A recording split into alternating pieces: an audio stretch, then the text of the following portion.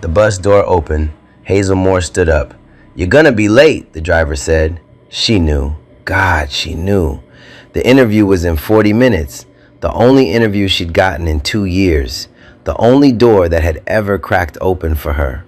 But outside, on the sidewalk, an old man sat on the curb, shivering, thin cardigan in 40-degree weather, pills scattered around his feet where he dropped them. People walked past. Hazel looked at her phone, looked at the old man, looked at the door. She stepped off the bus. The doors hissed shut behind her. The bus pulled away, and with it, everything she'd been praying for. She had no idea that what she'd just lost was nothing compared to what was coming. All right, I won't keep you waiting. Let's get into today's story. 26 hours earlier, the alarm went off at 4:58 a.m., 2 minutes before it was supposed to, because Hazel Moore had been lying awake since 4, staring at the ceiling, running interview answers through her head like prayers she couldn't afford to get wrong. She sat up in the dark. The bedroom was small, barely enough room for the twin bed and the dresser she'd had since middle school. But the walls told a different story. Post-it notes everywhere, yellow, pink, green. You are enough. Speak slow, stand tall. They need you, remember that. Little paper soldiers she'd lined up against every doubt she'd ever had. The floorboards creaked as she moved to the ironing board wedged between the bed and the window. She pressed the blouse, white, second-hand, but clean. The iron hissed. Steam rose. She pressed the collar once, twice, 3 times. "Baby, that's the 3rd time you pressed that collar." Denise Caldwell stood in the kitchen doorway, leaning on her cane, coffee already in hand. 55 years old, retired nurse, bad hip, sharp tongue. She'd raised Hazel since the girl was 9, since the accident that took both her parents on a rain-slicked highway outside Petersburg. She never talked about that night. Neither did Hazel. Some things lived in the body, not the mouth. "I want them to see me, Grandma." Hazel didn't look up. Her hands moved the iron in slow, careful lines. "Not where I come from, just me." Denise watched her for a long moment. Then, quiet. "They'll see you. Hard not to." Hazel smiled, small, quick, gone. The kitchen was its own kind of biography. A past-due electric bill held to the fridge by a magnet from a church fundraiser. A stack of library books on the counter. Business communication essentials. Interview skills for the modern workplace. How to talk so people listen. On the shelf above the sink, a pair of black shoes polished to a shine with petroleum jelly, because real shoe polish cost $4 she didn't have. Hazel ate toast standing up, checked her phone. The interview was at 9:30 a.m. at Sterling and Whitfield Financial Group, downtown Richmond. Administrative assistant position, 42 applicants. She'd made it to the final 5. Denise handed her a lunch bag. Turkey sandwich, apple. Don't you dare buy nothing from those overpriced places downtown. Yes, ma'am. And Hazel, ma'am, don't let nobody make you feel small in that building. You hear me? You walk in there like you built the place. Hazel kissed her grandmother's forehead and walked out into the cold. The bus stop was 6 blocks away. She walked fast, heels clicking on cracked pavement, breath coming out in small white clouds. The neighborhood scrolled past her like a film she'd seen too many times. Boarded up windows on Elm, the payday loan shop with the neon sign that never fully turned off. Greater Hope Baptist Church with a banner out front. Free meals every Wednesday, all welcome. Her phone buzzed. Trina. "You got this. Don't let them intimidate you. You're that girl." Hazel typed back, "Pray for me." "Girl, I've been praying since last Tuesday. God is tired of hearing your name from me." She laughed, the kind of laugh that loosens something tight in your chest, and put the phone away. The bus came at 7:40, Route 14. She timed it perfectly. 45 minutes to downtown, 15-minute walk to Sterling and Whitfield, arrived by 8:50, 40 minutes early. She'd sit in the lobby and breathe, maybe read her notes one more time. She boarded, found a window seat near the back, and started rehearsing under her breath. My greatest strength is consistency. I don't just complete tasks, I anticipate needs before they... The bus slowed. Through the window, she saw him, an old man, white, sitting on the curb outside a pharmacy, clutching a white paper bag, thin cardigan, no coat, in weather that had no business being that cold in October. He was trying to stand, his legs buckled. He sat back down. A woman in a red jacket walked past him without looking. A man on his phone stepped around him like he was a parking meter. Hazel watched. The bus rolled forward. She kept watching. The old man reached for the paper bag and it slipped from his fingers. Pills scattered across the sidewalk. White tablets rolling into the gutter, bouncing off the curb, disappearing under a parked car. Nobody stopped. Hazel's hand moved to the stop cord before her brain caught up. The bus driver glanced at her through the mirror. "You're gonna be late." "I know," Hazel said, and she did. She knew it the way you know a fire is hot before you put your hand in it. Complete, certain, and useless against what your body's already decided to do. She stepped off the bus. The doors hissed shut behind her. The bus groaned forward, carrying her interview, her future, her one open door. Down the street, around the corner, gone. Hazel stood on the sidewalk for exactly 2 seconds. Then she walked to the old man. He was trying to pick up the pills. His fingers shook, not from cold, though he was freezing, but from something deeper, something neurological that made his hands move like they were getting instructions from very far away. He'd managed to collect 3 tablets and was holding them in his palm like coins he couldn't count. "Sir, let me help you." He looked up. His eyes were pale blue, watery, confused, but polite, even lost, even sitting on a curb in a cardigan that belonged indoors. He had the manners of a man who'd been raised to stand when a woman entered the room. "Oh, thank you, young lady. I seem to have... I'm sorry. I'm not sure what happened." "That's okay. Let's get these picked up first." Hazel knelt beside him and gathered the pills. 14 tablets. She put them back in the bottle, checked the label. The name on it read, Dorothy Simmons. Not his name. Wrong pharmacy, wrong prescription, wrong everything. He'd walked into the wrong place and walked out with someone else's medication. "What's your name, sir?" "Walter."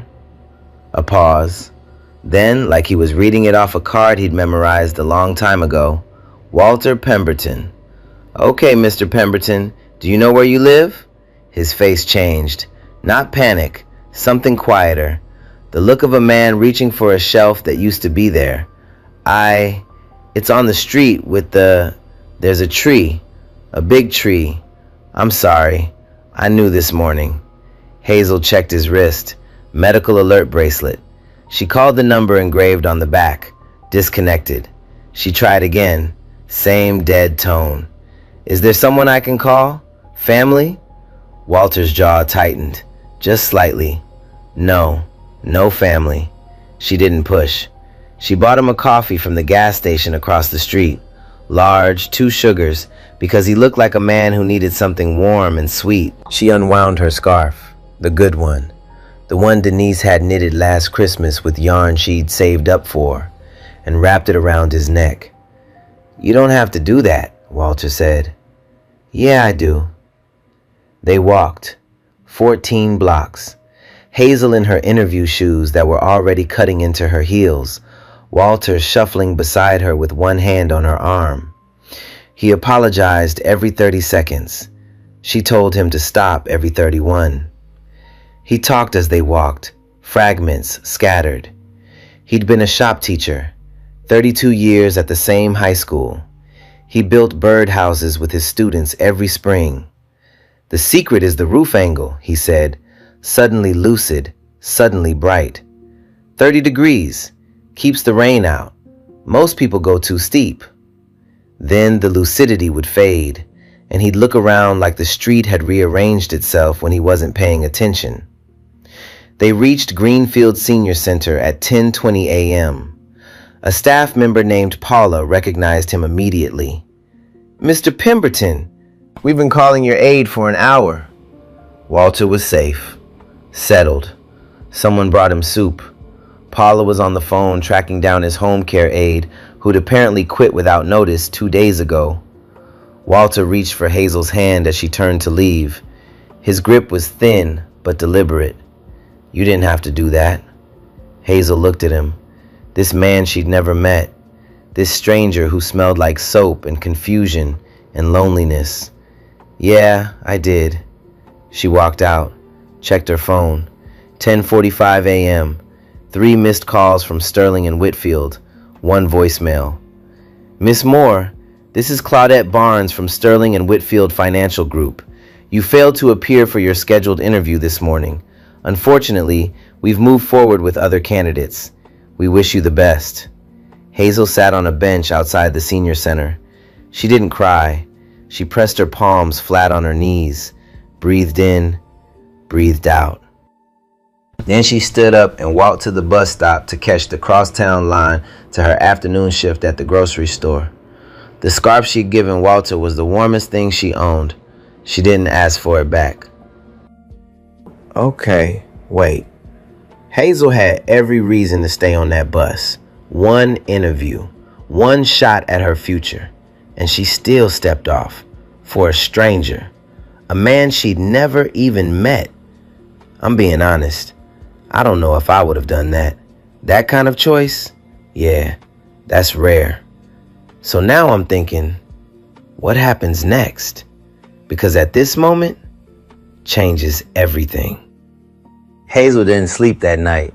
She worked the overnight shift at Fresh Mart, stocking shelves, scanning inventory, hauling crates of canned tomatoes and bottled water until her shoulders burned. She clocked out at 5:40 a.m., caught the first bus home, and walked through the front door smelling like cardboard and industrial cleaner. Denise was already up, coffee made, watching the news with the volume low. "How was the interview?" Hazel set her bag down. She'd been rehearsing this moment all night, how to say it without making her grandmother worry, without making it sound like the end of something. "I didn't make it." Denise looked at her, not with disappointment, with the kind of knowing that 55 years of living puts in a woman's eyes. "What happened?" "There was a man on the street. He needed help." Denise was quiet for a long time, then she nodded once. "Okay." That was it. No lecture, no how could you, just okay. The way she said it when Hazel was 9 and told her she didn't want to go to her parents' funeral. Some things didn't need more words. Hazel showered, put on sweatpants, sat on the couch with wet hair and a plate of eggs she couldn't eat. She was staring at the wall when the sound started. Low, distant, getting closer. Engines, multiple engines, the kind of sound this street never heard. Deep, expensive, deliberate. Denise turned from the window. "Hazel, come here." Hazel walked to the door and looked out through the screen. 10 black SUVs were parked along Maple Creek Drive in a line so straight it looked military. Tinted windows, chrome details catching the early light. Every neighbor on the block was either at their window or already on their porch. "What in the Lord's name?" Denise whispered. Then she disappeared into the kitchen and came back holding a cast iron skillet. "If they're here to cause trouble, I've got 12 inches of seasoned iron and no patience." The lead SUV's door opened. The man who stepped out was tall, late 50s, wearing a suit that cost more than Hazel's rent for the year.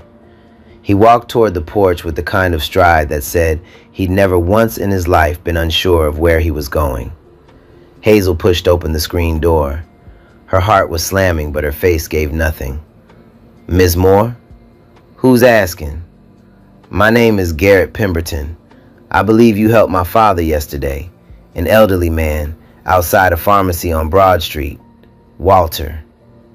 Hazel's stomach dropped, not because of the name Walter, because of the name before it, Pemberton. She'd seen that name exactly once, printed in silver letters on the glass doors of the building she was supposed to walk into yesterday morning. Sterling and Whitfield Financial Group, founded by Richard Sterling and Garrett Pemberton Sr., now run by the man standing on her porch. She'd missed her interview at his company to help his father. The world is not this small. The world does not work this way. Except sometimes, rarely, impossibly, almost cruelly, it does. How did you find me? Hazel asked. Security footage from the pharmacy. My team tracked you from there. Your team? I have resources, Miss Moore. What I didn't have was someone willing to stop for my father. His voice shifted. Something cracked underneath the polish. I'd like to come in, if that's all right. Hazel looked at this man, his suit, his SUVs, his resources, his cracked voice, and then looked back at her grandmother, who was still holding the skillet. Denise shrugged. I'll make coffee. The inside of Hazel's house had never held a man like Garrett Pemberton. He sat on the couch, the one with the cushion that sagged on the left side, and held a mug of coffee that didn't match any other mug in the kitchen. His suit probably cost more than every piece of furniture in the room combined. But he didn't look around with judgment. He looked around the way a man looks at a room when he's trying to understand the person who lives in it. Denise sat across from him in her recliner, skillet on the side table, not put away, a statement. Hazel stood by the kitchen doorway, arms crossed, waiting. My father has vascular dementia, Garrett said. Early stage, but progressing. He was a shop teacher for 32 years, retired, widowed. He has a home care aide, or he did, until she quit without notice 3 days ago. He paused. I didn't know. I didn't know she'd quit. I didn't know he was wandering. How do you not know? Denise asked. Not cruel, just direct. Garrett looked at his coffee. My father and I haven't spoken in 14 years. The room shifted. Hazel uncrossed her arms. We had a falling out after my mother died. Things were said, the kind of things you can't take back, even when you spend every year since wishing you could. He set the mug down. I hired people to check on him, aides, services. I thought that was enough. Writing checks from a distance, it wasn't. Hazel said nothing. She watched this man, CEO, convoy of SUVs, shoes worth her grocery bill for 3 months, sit on her broken couch and admit he'd failed the one person who shouldn't have needed a stranger's help. Yesterday, Garrett continued, my security team flagged an incident on a pharmacy camera near my father's neighborhood. They saw him on the sidewalk, confused, dropping his medication. He looked at Hazel. And they saw you, a young woman who got off a bus, knelt beside him, and spent 2 hours walking him to safety. My people tracked you through transit cameras and the senior center sign-in log. That's a lot of tracking for a thank you, Hazel said. I don't do anything small, Miss Moore. Almost a smile. Almost. I came to thank you and to offer you something in return. He reached into his jacket and produced an envelope, placed it on the coffee table. Hazel didn't touch it. What's that? A check? Enough to cover your expenses for the next year. It's the least I can do. Hazel stared at the envelope. A year of expenses. A year of not choosing between the electric bill and groceries. A year of not working 2 jobs that ground her body down to dust. All she had to do was pick it up. She didn't. I didn't help your father for money. Denise made a small sound. Something between a cough and a heart attack. Garrett blinked. Miss Moore, Hazel, and no, I'm not taking that. Garrett studied her. People didn't refuse him. That much was obvious. The slight confusion in his expression, the way his hand stayed near the envelope like he expected her to reconsider. He was a man who solved problems with resources, and for the first time, the resource wasn't working. Then let me ask you something else. He pulled the envelope back. What do you do for work? I stock shelves overnight at Fresh Mart, and I clean at a daycare 3 afternoons a week. Benefits? No. Career path? There's no path. There's just showing up. Garrett was quiet for a moment. Then, where was your interview yesterday, the one you missed? Hazel felt it before she said it, the collision of two things that shouldn't have been connected, crashing into each other in her grandmother's living room. Sterling and Whitfield Financial Group. Garrett didn't move. His face didn't change, but something behind his eyes shifted. A recalculation, a re-seeing, like looking at a painting and suddenly realizing the frame was part of the art. My company. Your company. Silence. Denise looked from one to the other, skillet forgotten. You missed an interview at my company, Garrett said slowly, to help my father. I didn't know he was your father. I didn't know it was your company. I just saw a man who needed help and nobody was stopping. Garrett picked up his phone, dialed, speaker on. Claudette Barnes, Human Resources. Claudette, it's Garrett. Mr. Pemberton, good morning, sir. The administrative assistant position, the one we filled last week. I need you to reopen the process and schedule a new interview. Monday, 10 a.m. Pause. Sir, that position was filled. Victoria already onboarded her candidate. Megan, reopen it. Monday, 10 a.m. The candidate's name is Hazel Moore. Another pause. Longer. Yes, sir. He hung up, looked at Hazel. Monday, 10 a.m. Don't be late this time. It wasn't charity. It wasn't a favor. It was a door, opened because he had the key and she'd earned the right to walk through it. What she did on the other side was up to her. After Garrett left, after the SUVs pulled away one by one and Maple Creek Drive went back to being Maple Creek Drive, Denise sat in her recliner for a full minute without speaking. Then she looked at the ceiling. Lord, I don't pretend to understand your methods, but I'm not complaining. That evening, Trina came over. Hazel told her everything. Trina sat on the kitchen counter with her mouth open for approximately 45 seconds, which was a personal record. Wait, you helped a random old man on a sidewalk and his billionaire son showed up at your door with 10 SUVs? That doesn't even happen in movies. It happened. Girl, Trina grabbed her shoulders. You understand this is insane, right? This is literally insane. Hazel laughed.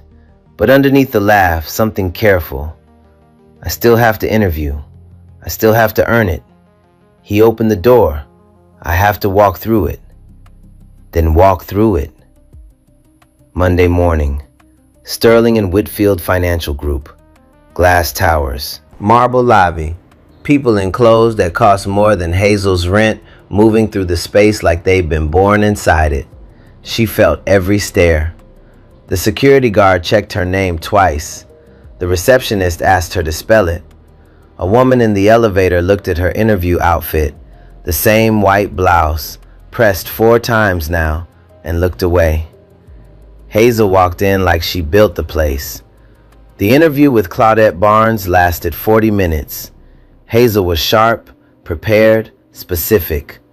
She answered every question with the kind of clarity that comes from someone who's rehearsed not because they're nervous, but because they refuse to waste the chance.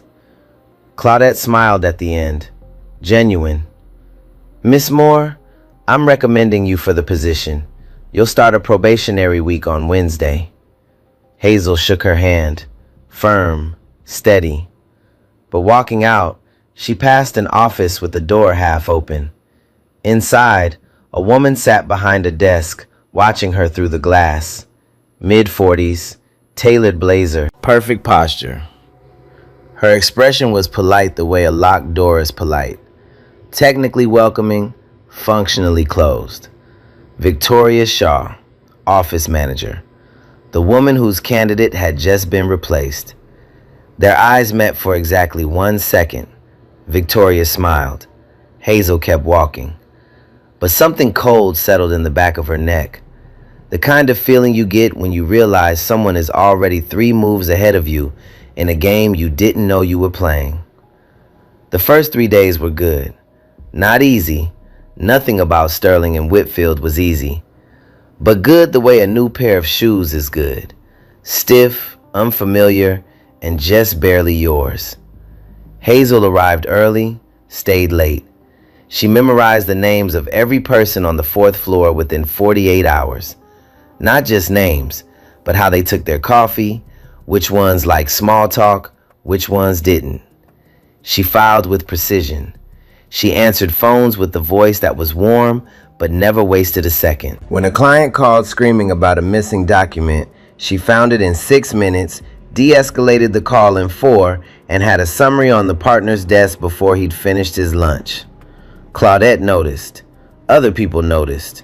The kind of noticing that doesn't come with announcements, just a nod in the hallway, a nice work dropped casually by the copier, an invitation to sit in on a meeting she technically wasn't senior enough to attend.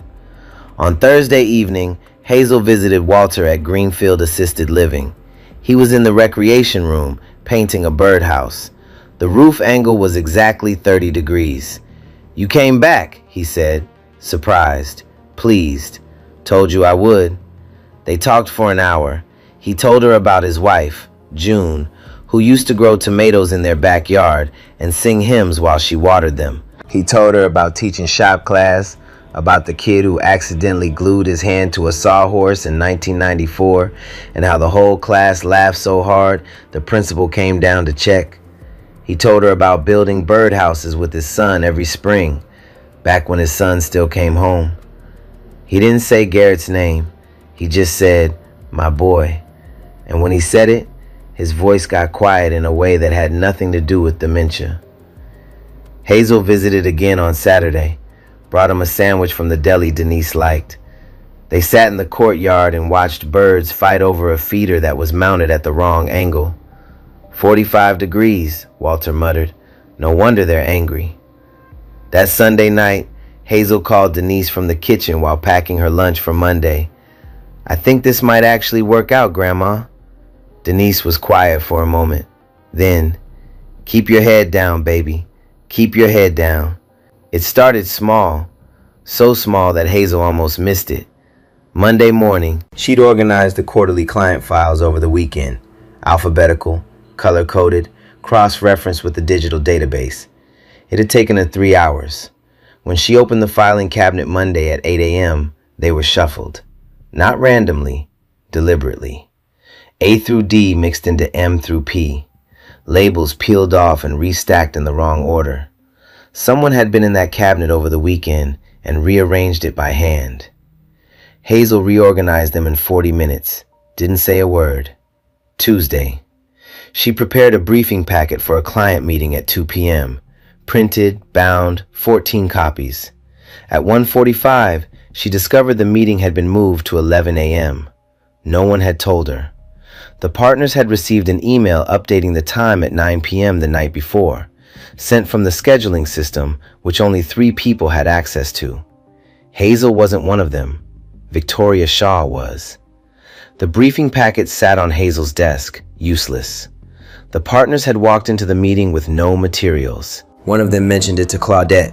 Claudette mentioned it to Victoria. Victoria mentioned it to Hazel. "I'm not sure what happened, Hazel, but the team expects preparedness. This is Sterling and Whitfield, not a grocery store." She said it with a smile. The kind of smile that has teeth, but no warmth. Wednesday. An email Hazel had sent to a client, confirming a Thursday appointment, never arrived. The client called, confused. Hazel checked her sent folder. The email was there. Timestamp, recipient address, everything correct. But the client's inbox showed nothing. IT couldn't explain it. Victoria could, but she didn't. Thursday. A formal performance memorandum appeared in Hazel's file. Multiple organizational deficiencies noted during the probationary period.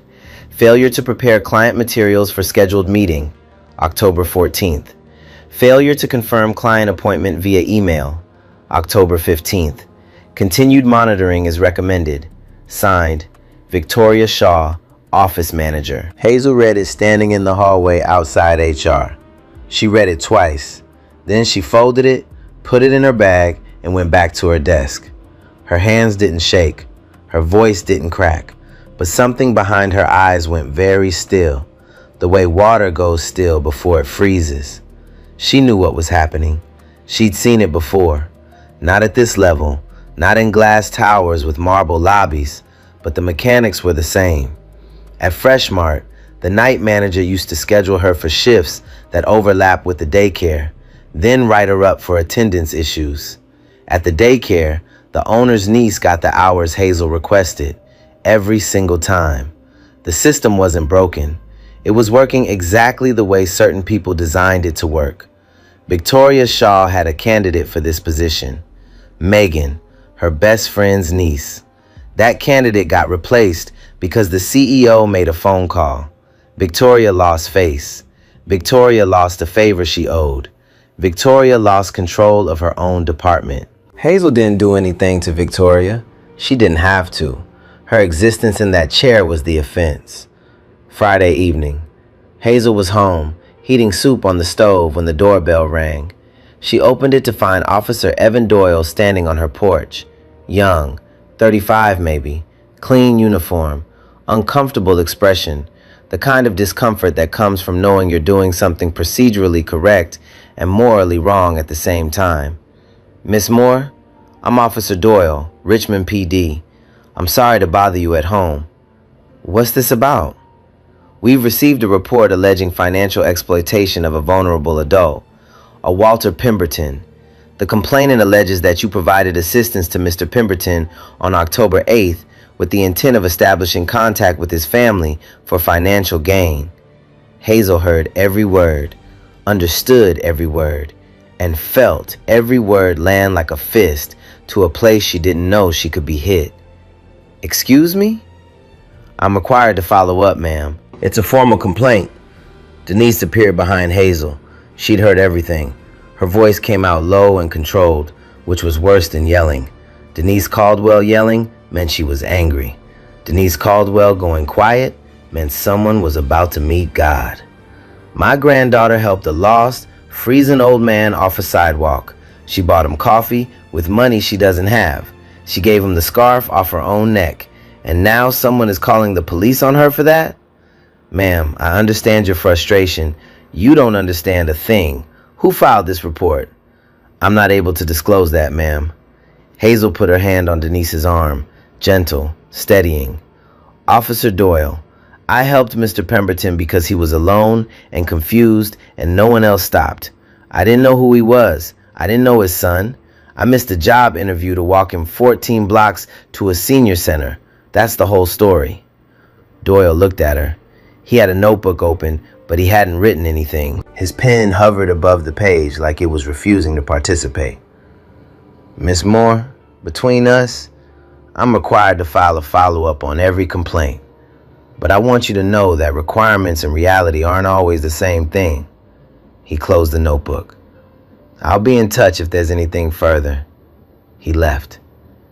Hazel closed the door, stood in the hallway with her back against it. Denise was already on the phone with Trina. Get over here, now! And the soup on the stove was starting to burn, and the house smelled like scorched broth and injustice. And Hazel Moore, who hadn't cried when she stepped off that bus, who hadn't cried when the voicemail played, who hadn't cried once through any of it, pressed her palms against her eyes and breathed. She didn't cry now either, but it was close. Trina arrived in 11 minutes. She listened to everything. Then she said, "Don't you dare quit. You hear me? Don't you dare. You let them fire you. At least you get unemployment." Girl, be strategic.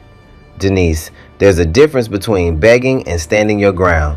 Hazel looked at both of them, her grandmother with her cane and her quiet fury, her best friend with her loud loyalty and her practical math. The two women who'd been holding her up since before she knew she needed holding. She opened a drawer and took out a piece of paper, started writing a resignation letter, got 3 lines in, stopped, folded it, put it in the drawer. Not yet. Garrett Pemberton found out about the police report on Saturday morning, not through official channels, through Walter. He'd visited his father for the first time in 14 years the day after meeting Hazel and had come back every day since, Awkward visits, long silences, two men sitting in a recreation room trying to remember how to be in the same room. But that Saturday, Walter said something that made Garrett's blood stop. The nice young lady, Hazel, she seemed upset last time she visited. She said someone is telling lies about her because of me. Walter looked at his hands. I don't want to be the reason someone gets hurt, son. It was the word son that did it. Walter hadn't called him that in 14 years, and it landed in Garrett's chest like a nail finding the exact hole it was pulled from. He made 3 phone calls before he left the parking lot. The first was to Claudette Barnes. She answered on the second ring, unusual for a Saturday, but Claudette had been carrying something heavy all week and was waiting for someone to ask her to put it down. Tell me about Hazel Moore's probationary period. Claudette hesitated. Then she didn't. She'd been watching Victoria Shaw for 5 days. She'd seen the files get rearranged. She passed the filing room at 7 a.m. Monday and noticed Victoria leaving it. She'd seen the meeting time change in the scheduling system and checked the edit log. Victoria's credentials, 9:03 p.m. Sunday. She'd flagged the missing client email to IT and received a report showing the message had been intercepted by an internal redirect rule created from Victoria's workstation. Why didn't you report this? Garrett asked. Because Victoria is my direct peer.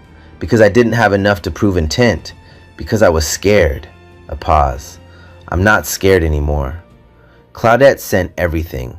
Timestamp screenshots, IT logs, the performance memorandum, which she'd cross-referenced against feedback from 4 colleagues who all rated Hazel's work as excellent or above average. Victoria's memo contradicted every single one. Garrett's second call was to his head of corporate security. I need you to trace an anonymous police complaint filed against Hazel Moore. Richmond PD, October 15th. Elder financial exploitation. Find the source. It took 4 hours. The complaint was called in from a prepaid phone, purchased with cash at a convenience store on Grove Avenue, 2 blocks from Sterling and Whitfield's office. The call was made at 12:34 p.m. on a weekday. Security pulled the store's camera footage. A woman in a tailored blazer, face partially obscured, but body language unmistakable to anyone who'd seen her walk the 4th floor.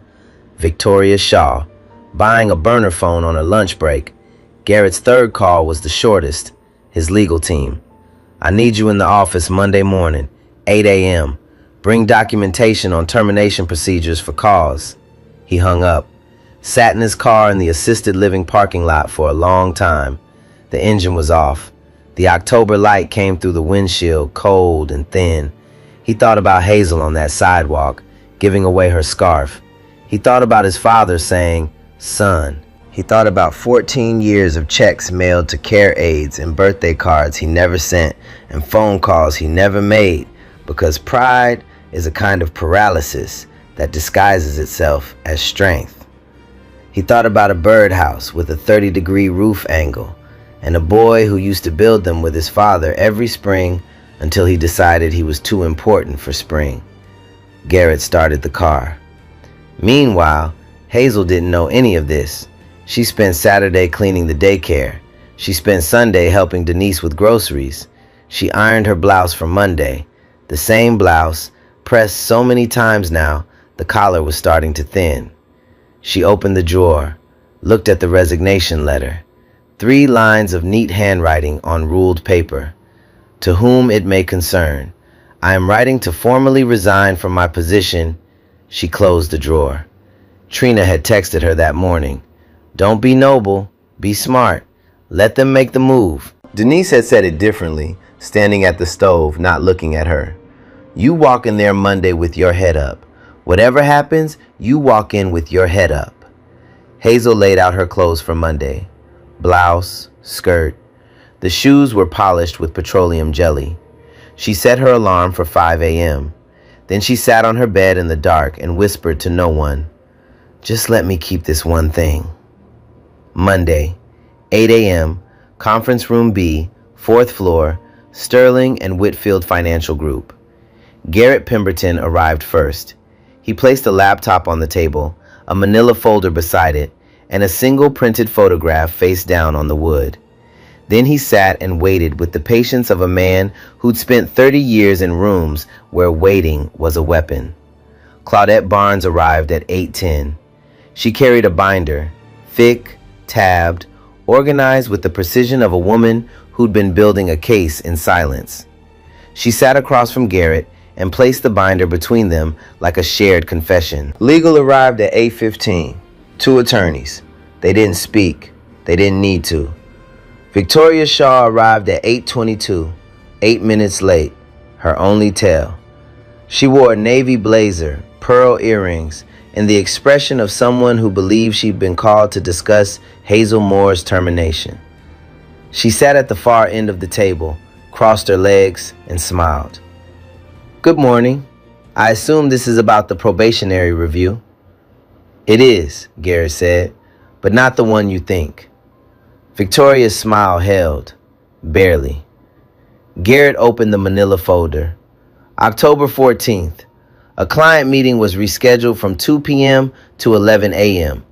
The update was made through the internal scheduling system at 9:03 p.m. on Sunday, October 13th.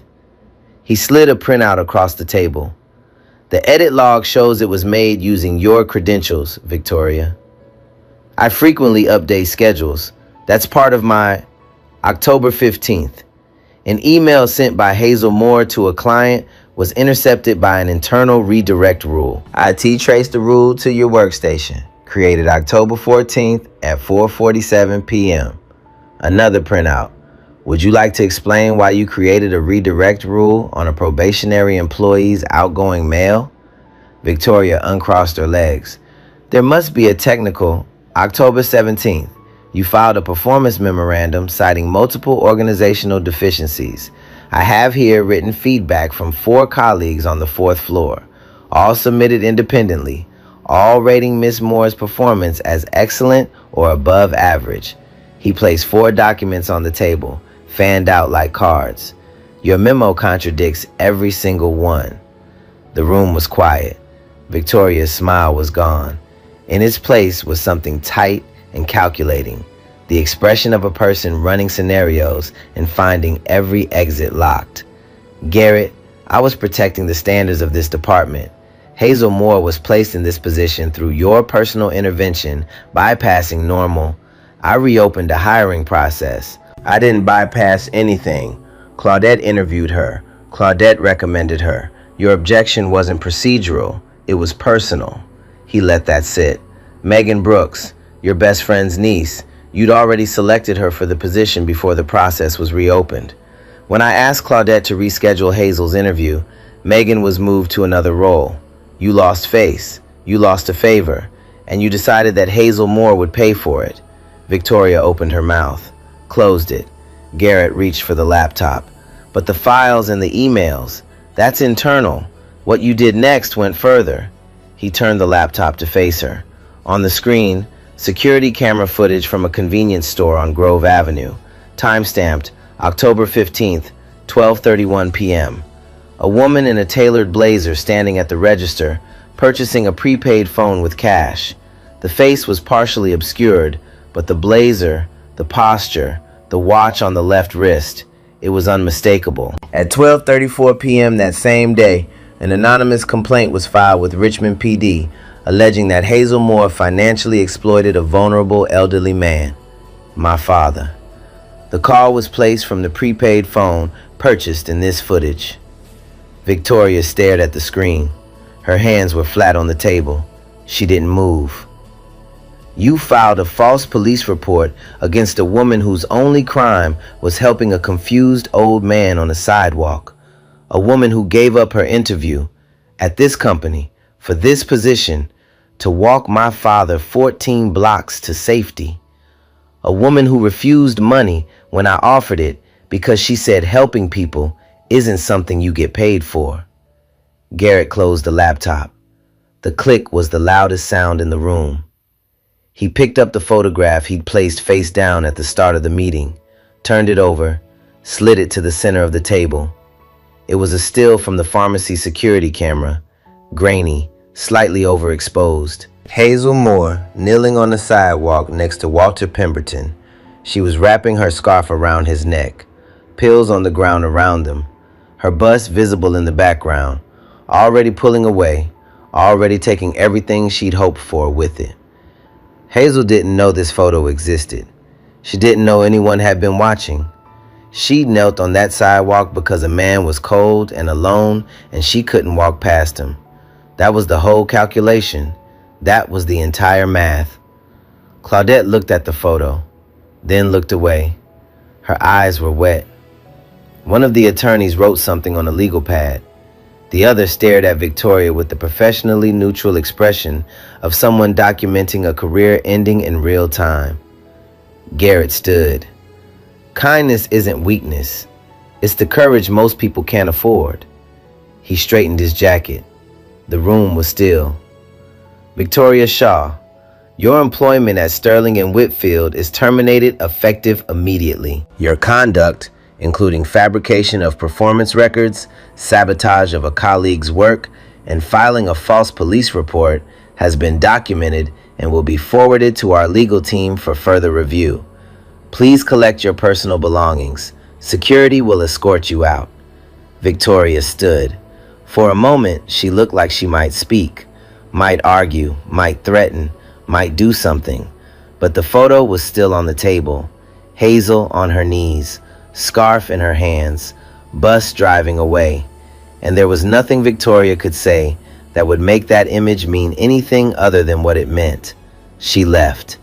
The door closed behind her with a soft click that sounded like a period at the end of a very long sentence.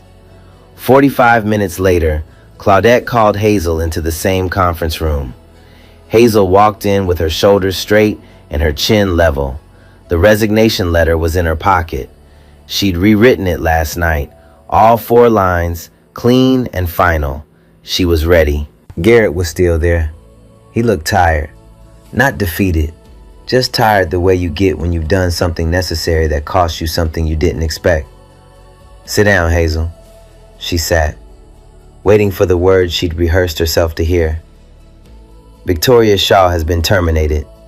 The police complaint has been referred to our legal department. It was fraudulent and it will be dealt with accordingly. Your position here is permanent. Full benefits, a raise effective next pay period, and if you're interested, a mentorship track through our professional development program. Hazel didn't speak. She sat in that leather chair in that glass-walled room in that building she'd almost never entered, and she was quiet for a long time. Then, I didn't do it for this. Garrett looked at her. This woman who stocked shelves at night and polished shoes with petroleum jelly and gave away her warmest scarf to a stranger in the cold. This woman who'd been sabotaged and accused and nearly broken and still walked into this building every morning with her head up. I know, he said. That's exactly why you deserve it. Hazel reached into her pocket, pulled out the resignation letter, held it for a moment. This small piece of paper that almost became her ending. Then she tore it in half, and in half again. Claudette handed her a tissue. Hazel laughed, a wet, shaky, surprised laugh, and took it. Garrett's eyes were glassy. He didn't wipe them. Some things you let the room see. 3 months later, Hazel Moore sat at a desk on the 4th floor of Sterling and Whitfield Financial Group.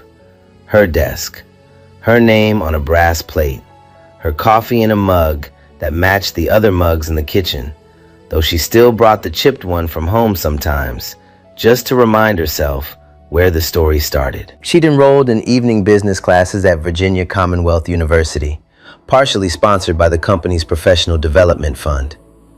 Tuesdays and Thursdays.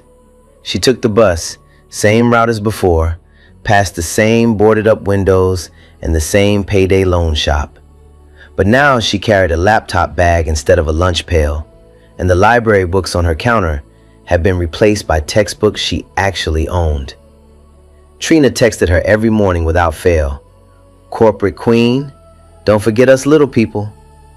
And Hazel texted back every morning without fail. Never. Denise got her porch repaired. New boards, new railing, fresh paint. The first time that porch had been touched in 11 years.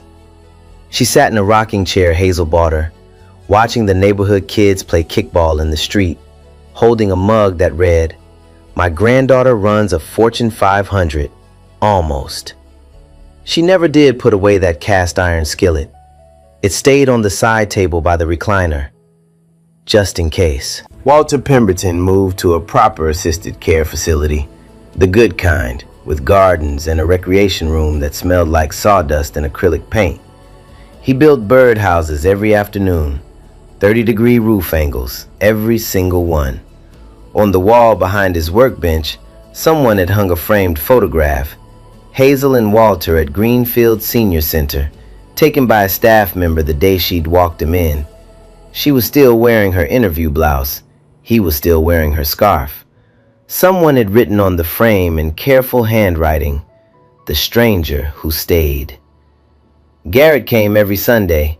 He didn't call ahead, he just showed up, the way sons are supposed to, and sat beside his father at the workbench. They didn't talk much. Garrett would hand Walter a piece of wood. Walter would show him the roof angle. Sometimes their hands brushed, reaching for the same nail, and neither of them pulled away. They were building something, not just birdhouses. One Tuesday evening, walking home from class, Hazel passed the bus stop on Broad Street, the one where it all started. She stopped, looked at the bench, looked at the curb where Walter had been sitting with someone else's pills and no coat in the cold. She stood there for a moment. The October air was sharp, the same way it had been that morning, but everything else was different. Hazel smiled, small, quiet, hers. Then she kept walking. Within 1 year, Hazel Moore was promoted to junior financial analyst. She designed Sterling and Whitfield's first community outreach program, mentoring young women from underserved neighborhoods, women who reminded her of herself, women who just needed one door to open.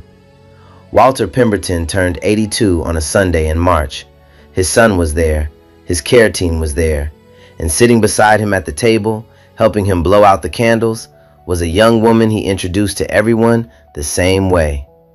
"This is my guardian angel." The birdhouse they built together that winter sits on Denise Caldwell's porch, 30-degree roof angle. The birds love it. Victoria Shaw's termination triggered an internal review at Sterling and Whitfield. The firm adopted new equity standards for hiring and management, standards that 3 other companies in Virginia have since modeled after. Garrett Pemberton never missed another Sunday. Look, think about this for a second. She got off a bus for someone she didn't even know. No questions, no guarantees. She just couldn't keep sitting there. And honestly, that's the kind of kindness people rarely notice. I think that's the part we forget, that the kindness nobody sees is the kindness that changes everything. And subscribe, because there are more stories like this. I promise.